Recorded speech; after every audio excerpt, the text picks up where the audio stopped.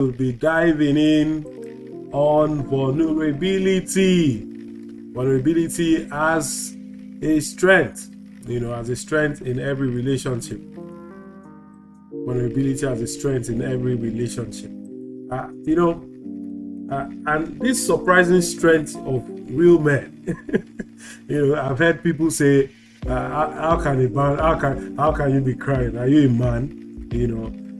Remember I told you we started these sessions because on the 4th of September 2024 was my 20th year in marriage. Okay, and I told you as to how I'd gone through a stormy 5 years, and I just thought that it was important to be able to share some of these things with my community and to my friends, and to men and women that love their men, that somehow it might not be El Dorado, and that you need to be able to understand that yes, the narrative in these times is talking about the husband, HUSBANK, bank as in us money, right? But it's about the husband, and we're saying that the role of the man much more is beyond just having to be a provider. Is a partner, is a priest, is a procreator, is a patriarch, is a protector, and so many other things. Is a partner integrally. Okay, so as we go into this, we begin to ask ourselves, okay, so we started over a period of the last 6 days, and this is day 7, and today we're going to be talking about vulnerability, and vulnerability being a key strength, in fact a surprising strength in a relationship. And why this is important is that until you understand how this is a strength, then you probably would be afraid of showing vulnerability, particularly as a man. Women are able to do this sufficiently well, but for a guy, are you able to show vulnerability? Are you able to show vulnerability? So one of the starting questions for today is that, is vulnerability a strength or a weakness? Okay, so you wake up and you discover that your husband is crying, or your boyfriend is weeping, or he feels distraught, and at some point he's saying, hey guy, look, I truly cannot take this anymore. How open are you with your spouse about your fears, emotions and struggles?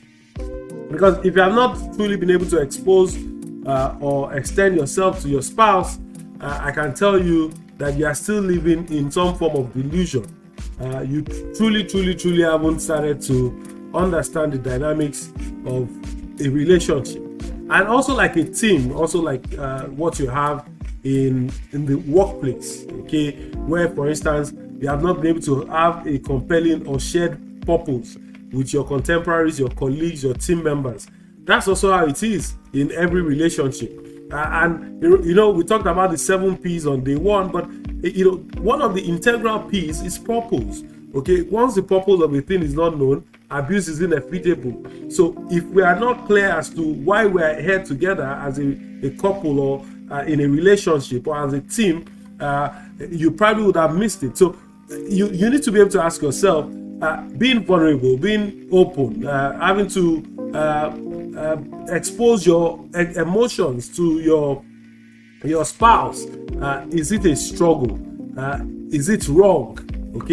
And once we're able to answer those questions, it will be clear that this truly cannot be a wrong thing. In fact, is a surprising strength of real men, and even women alike. Yes, women will naturally be vulnerable.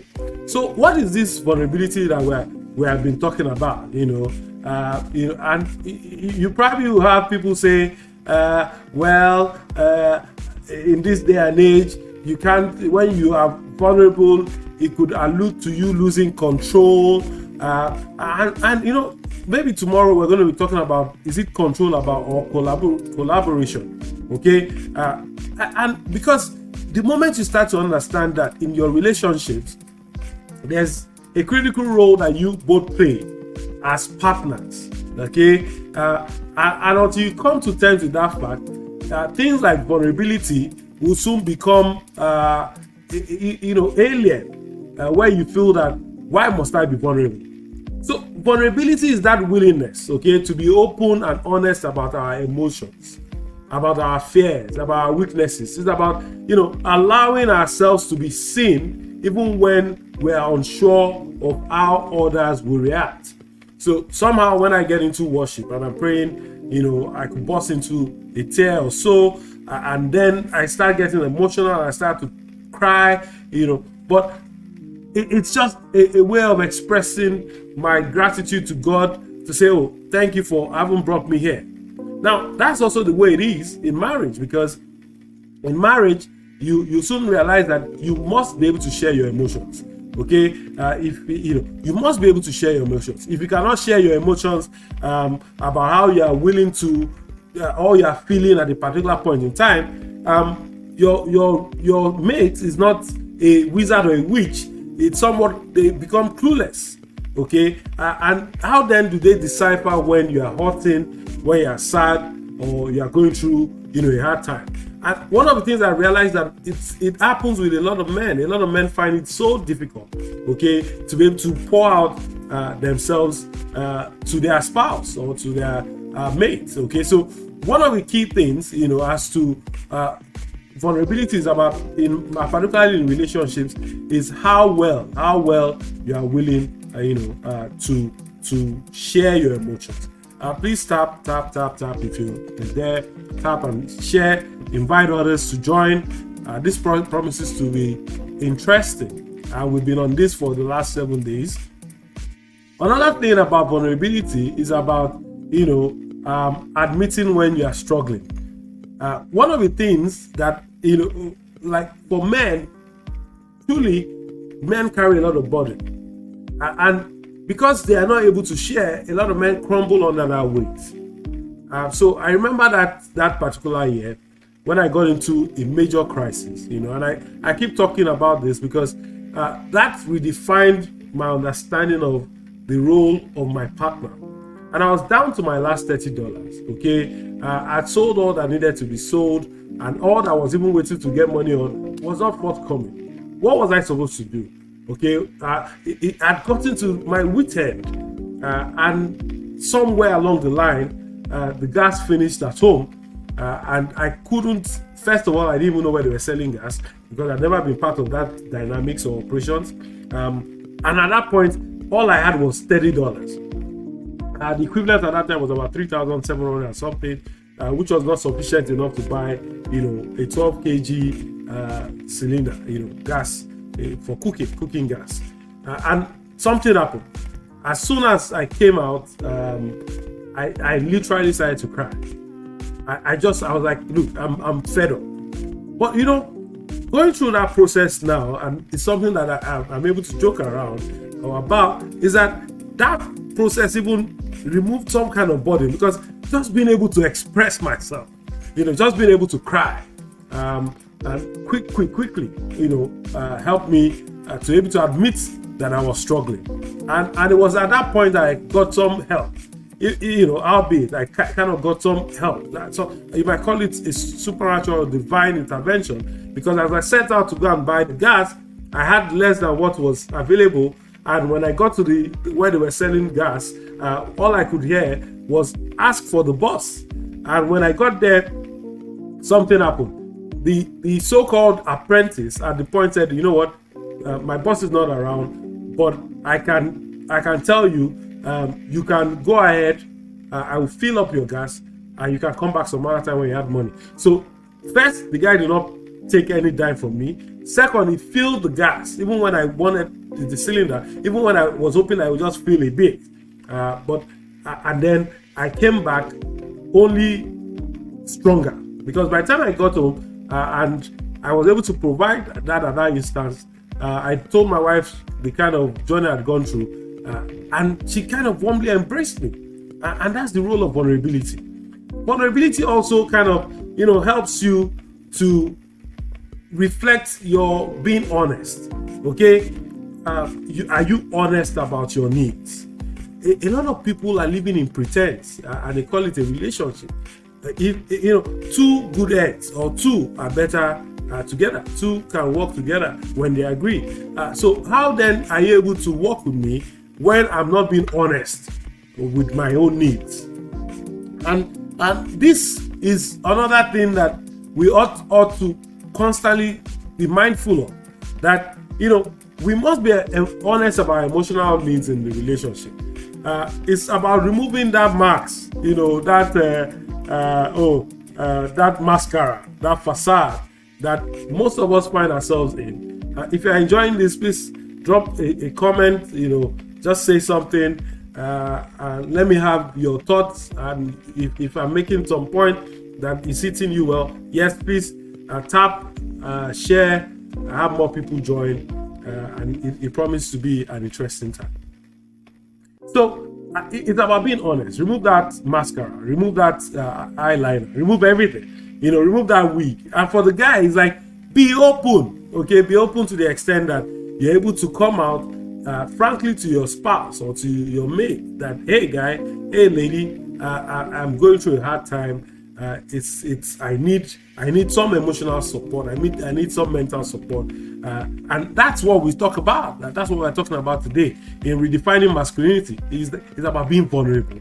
It's about being vulnerable. So why then must you be vulnerable? Because and why is this a strength in relationships? You know, in a world where it's about the alpha male. It's about, you know, I'm the man, you know, where a lot of people are popped up with their ego and they can't seem to make any headway. Well, I dare say I've been in this journey for now 20 years, 2 decades plus. And one of the things that vulnerability does as a strength in marriage is that it helps to build trust. Okay, vulnerability just helps to build trust. Once you are vulnerable, as you progress, either as a guy or the woman, in redefining masculinity today, I must tell you, one of the things that does is that, look, when you are vulnerable with your partner, it shows that you trust them enough to let your guards down. You don't have to pick up your phone and be calling XYZ. When you're open to your spouse, you know, this act of trust encourages your spouse to open up as well, you know, and that way you guys start to create what we call a mutual, you know, bond of trust. So vulnerability builds trust. And if there's anything you are going to be taking away from this, is that just by being vulnerable, you know, you start to create an open and honest connection. Another thing that we often also probably experience when we become vulnerable with our partners is that it just helps us build intimacy. Okay, so intimacy grows when couples or, you know, people in a relationship start becoming vulnerable to each other. So you can imagine that day I came into the room, I was helpless, down and out, and then just in that moment I was giving her a hug.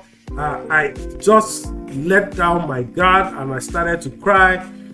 And just about that time, you can be sure that except you're with an animal, you know, she also had to embrace me, you know, to the point where that embrace, I can bet you, it led into something else. Beyond just saying, look, I'm here for you, you know, it kindled some kind of fire. And the rest they say is history. We're all adults here because I strictly tune this for adults, but, you know, for sanity, I'll save you all the gist. And so this thing about vulnerability, you just find out that emotionally you started to build or grow intimacy. Okay, because you are vulnerable. If you are enjoying this, please tap, share, drop it in the comment. Let's have your thoughts and reservations, and what else are your contributions? Because look, I'm just sharing my own perspective to what I've learned over the last 20 years in marriage. I've also seen how there are a couple of things I needed to unlearn, how the first 5 years of my marriage was hell, you know, and that's why I'm bringing this up, because every day you hear news about things are breaking down irretrievably, and I'm saying that maybe because there's not enough insights, there's not enough information, just to let people know that it's okay to have differences, it's okay to have squabbles. But how intelligent are we? Almost like what I said yesterday, emotional intelligence. Are we in our relationships to the point where we can accommodate each other, and we know that it's not a battle, rather it's a teamwork, okay, where we can collaborate. Another thing is that about this thing, why vulnerability is a strength, is that it helps prevent emotional distance. And what do I mean by that? So if over time you find out that you are becoming distant from your mate, your friend, your wife, or your husband, it could be tied to the fact that you guys are not vulnerable to each other. So many men are like me at that initial stage, and they feel distant because they feel that by keeping it to themselves is a form of strength. But in reality, emotional distance weakens the connection in every relationship. The more you're emotionally distant, the weaker you become in that relationship. Whereas vulnerability brings couples closer, okay, by bridging the emotional gap that often leads to disconnection. Once you create emotional distance, once you stop being vulnerable, once you cannot be open to sharing with your mate, okay, your spouse, your friend, your colleagues, you just find out that you truly have started to create an emotional distance, okay? And once that happens, it starts to weaken the relationship. It just starts to weaken the relationship. So one of the things that, another thing why vulnerability is a strength in marriage is that it shows courage, okay? If there's anything, is that being vulnerable ultimately helps you show courage. In fact, it shows that, look, you're not afraid, and whatever wants to happen, let it happen, okay? I remember a time also when I had some financial crisis, and I had nowhere to run to. I just had to be open and say, babes, look, I will need, if you have that money, I need you to help me. Now, I'm not saying that you now go around, asking your spouse for money, but which you should ordinarily, because you guys are tied towards a purpose, right? But you would know that this guy, for him to come out, has come to his wit end. And it's just about being open. So our lack of openness has led us into journeys that are not necessary, journeys that we shouldn't have pursued. And like I dare say, that look, when we are vulnerable, for you to be vulnerable requires courage, right? So once you have started to even become courageous in that step, it takes you to be more authentic. And until you cross that Rubicon where you are now as open to your spouse as you should, then you probably are still within that circles of deceit. So I was joking with somebody. I said, look, do you know that a few people cannot fart, F-A-R-T, in front of their mates? They're like, oh no, who? But I'm saying that I've become that free that you are just able to just let some gas out. Somebody is saying, can I have an African friend here? Well, we're all here. I love you all. If you could just drop in something, thank you. Just drop in whatever you need to drop. I'm enjoying myself already, and I see that you are. And you could drop in your comments, okay? Like I said, real courage is being strong enough to show your emotions. So if you're in a relationship and you're not showing your emotions, you are not vulnerable enough, I dare say that you are weak. So, I told you about this, my story now. And that after the moment of vulnerability with my wife, I started to experience a total shift in our relationship. I realized that being vulnerable did not make me weak. In fact, it just made me more connected. Okay, it gave me a better assurance. I also gave her assurances. Like, look, man, I'm under a lot of heat, right? And where I thought I would have been disrespected, what I got was more respect. I got more value. and then we're able to, like, get it going. Over time, our conversations deepened, and this became more like the way we started to work, and then we became more in tune with each other. And so, rather than push your partner away, rather than say, look, I don't want to be open to my mate or my spouse. I dare say that when we're vulnerable, this openness creates emotional connections. So someone is saying, okay, yes, you have explained so well now as to why and what we must do. So how then do you embrace vulnerability in your relationships? How do you embrace vulnerability in marriage? And this thing is I call it it's about starting in bits. It's about how best do you eat an elephant. It's about cutting it into bits. How best can you eat chicken? It's about cutting it into bits. So this journey, of vulnerability, it starts with small steps. Okay, small steps all the way. It's about starting small, practicing sharing your feelings bit by bit. Okay, it doesn't have to be overwhelming at first. By the time you start to share, you start to try to share, then you start to trust. And once you start to trust, what ultimately happens is that you begin to experience that connection. And that's one way to embrace vulnerability in your relationship.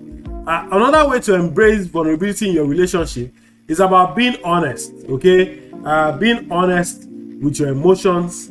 And once you start becoming open, you'll soon realize that your partner, whom which are in a relationship with, your wife, your friend,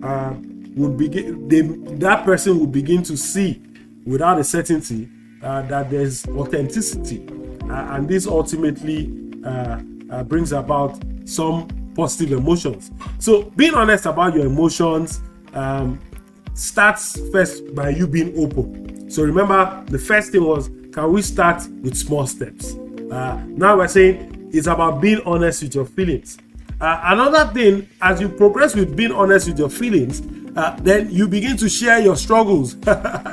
And then someone say, okay, yeah, but so you begin to share your struggles by saying, you know what, you let your spouse, experience your own struggles, and they will be there to support.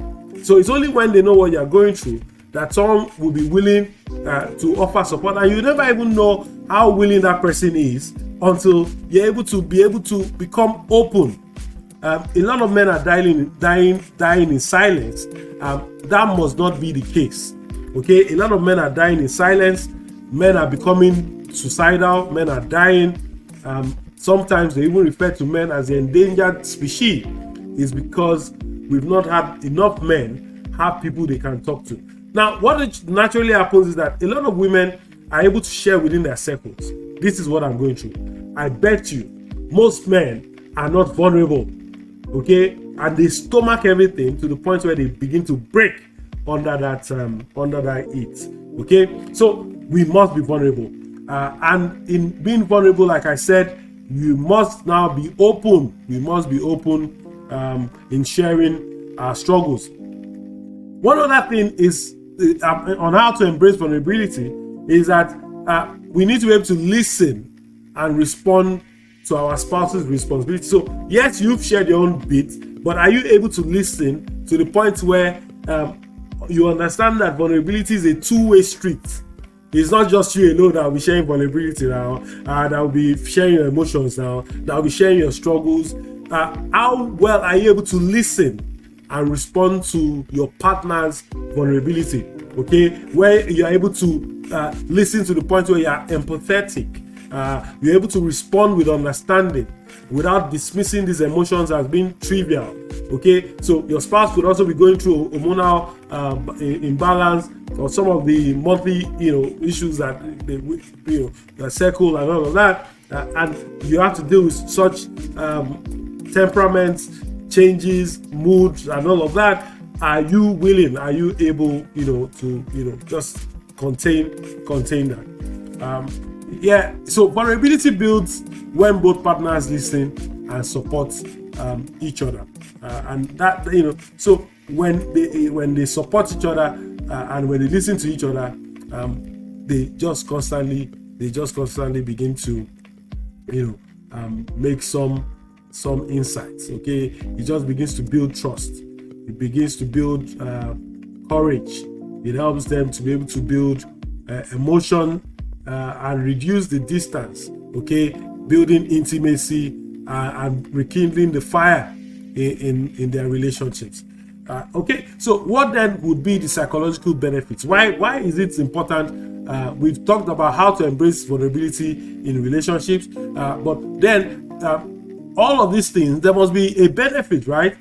So I always like to underpin different perspectives as to the psychological, the spiritual, and several other reasons why we must be able to become vulnerable in our relationships. If you recall, when I was sharing the experience where I was down to my last $30, there was something that was significant. It was that the moment I started to become vulnerable, I started to shed a tear, or I started to cry, that moment, I sensed a reduced stress and emotional burden. Okay, and so look, guys, I'm telling you, we're humans first before whatever we want to be, and that's why we have emotions. Okay, and it's for that purpose that it's supposed to be an outlet. It's not supposed to be an inlet, because after some time, if you keep keeping it within, you are going to explode. And that's why a lot of people are breaking down irretrievably. Some people are getting into depression. Some people are getting into some unusual feats that is causing them to either even attempt or contemplate suicide. So we're saying that when the psychological benefits of vulnerability in marriage are immense, and that it reduces and lightens the emotional load, the emotional load, and it helps you to reduce stress. So be vulnerable. Can I hear you just hold out to yourself? I'm going to be vulnerable. I am going to be vulnerable. I would be vulnerable. Okay. Another thing is that the more vulnerable you are, you start to build what we call emotional resilience. He that is down needs fair no fall. So if you had come to a point where you become open about something, over time you are just going to be more open, particularly when you have an all-embracing partner, because as you both share, remember, it's not a two-way street. It's a two-way street, right? The moment you share and she's sharing, what naturally happens is that you start to build that bond, right? And as you build that bond, you start to build emotional resilience. You start to trust one another, and you develop stronger emotional resilience. Okay, just by being open to one another. Okay, and this essentially helps to build resilience. Another thing that happens when we nurture, or a psychological benefit of nurturing vulnerability in our relationships, is that with increased empathy, it increases our understanding. And with understanding, almost like from the part where I come from, they keep telling us understanding no matter. As in, what is most essential is understanding. You cannot truly have effective relationships if there is no understanding. Whether at home, whether at work, whether in government, irrespective of wherever you are, one of the key things that drives strength and intimacy is understanding. So when one partner is open and the other is more likely to respond with empathy and understanding, what usually happens is that you have started to build on the foundation you have started earlier on. Remember, trust, but with trust there must be a purpose. And we talked about the 7 dynamics of a man and the role of a man in this new era. So the way men lived before and they used it to manage their relationships has completely shifted. Okay, and if you are a man on this call, almost like I would expect you, the redefinition of masculinity has shifted. Okay, and so as men are being redefined today, it will not be as they used to be defined ab initio in the past, because then most men drew their strength and relevance from their financial provision. But I'm saying no, there's the emotional support, okay, there's the protective support, there is the purpose support, there's the partnership support, there's so much other thing, there's the priestly support, there's the procreation support, support all around. And once you start to play those roles, okay, it probably also will help complement for some of your inadequacies, and together you understand that we can build an amazing relationship. So yes, so beyond just being the fact that you experience openness and all of that, and fostering empathy and understanding, a lot of people fear vulnerability. And why do men fear this? Because it's like they say you want to lose guard. Men have been, we all have been raised. Even when I was growing up, if I want to start to cry, they say men don't cry. Why? You have a tear glands now. That means that there's also should be an outlet. Okay. Now I can imagine how many people have been taught to hide their emotions, to appear strong, or to avoid showing any sign of weakness. I recall I had my master one day. I'm a billionaire apprentice to a few billionaires, and I recall one of those days that I was about to cry, and it says, Oracle, you cannot cry. And what was the reason why I could not cry? It says that your crying could be a sign of weakness. Okay, and if it's a sign of weakness, people will not respect you. But I dare say that no, I was frustrated. Okay, and vulnerability is not a sign of weakness. It's a strength, or is a sign of emotional strength. Yes, if you could type that, I'm saying vulnerability is a sign of emotional strength. It's actually emotional strength in action. And until you understand that being vulnerable brings you to that point where you are able to reduce the stress and the tension over your life, you truly have decided to live, a significant life. So, look, guys, vulnerability is not weakness. Women, vulnerability is not weakness, it's strength. So encourage your men to be vulnerable. Yes. Now, someone will say, okay, well, look, all this is psychological, all this is all science. Well, I'm a Christian, and there's a biblical perspective to this. It was Paul that was writing in 2 Corinthians 12:19. It says, look, my grace is sufficient for you, for my power is made perfect in weakness. That means there's a place to be weak. There's a weak point, all right, where we have our weaknesses. And even our master, the Lord Jesus Christ wept. So who are you not to weep? Tell me. Weep now, cry if you have to. Just make sure there's a reasonable. So for everything, there's there are boundaries. That there's a rhythm to the madness, right? So guys, vulnerability truly is not a sign of weakness. And I really would like to close these thoughts and just to say, look, encourage your partners to be vulnerable, because if they're able to cry on your shoulder, then they probably would also be able to warm your own shoulders. You are most likely to be sharing beds or intimacy with people you cry on their shoulders. So don't fall for that trap.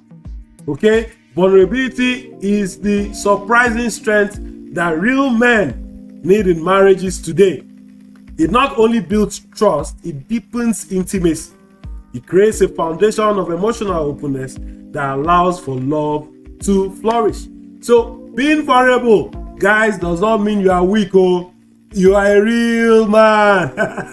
You are a real man. Okay, so I hope that you're able to, glean some insights from this and progressively begin to use it to add some value to your life.